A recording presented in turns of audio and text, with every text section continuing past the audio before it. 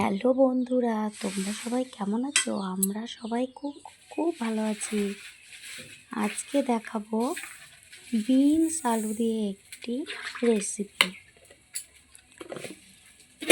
সব কিছু তো আমি কেটেই নিয়েছি, বিনস, আলু, কাঁচা লঙ্কা, পেঁয়াজ, রসুন।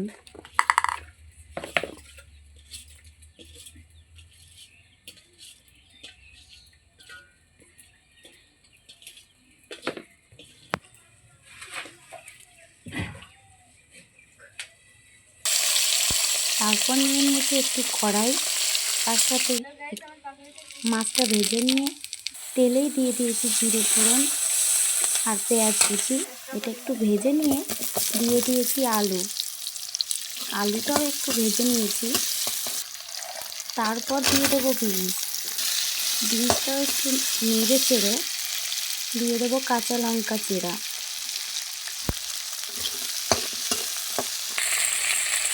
তারপর দিয়ে দিলাম লবণ, একটু হলুদ গুঁড়ো, একটু আদা আর রসুনের পেস্ট,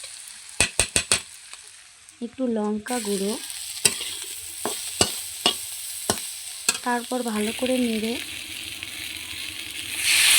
দিয়ে দিলাম একটু জল।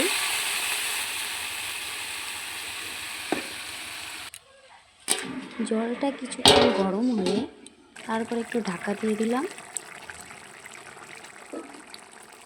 শেষে একটু জিরে গুঁড়ো দিয়ে নামিয়ে নিলাম। আর আজকের মেনুতে হয়েছে ভাত,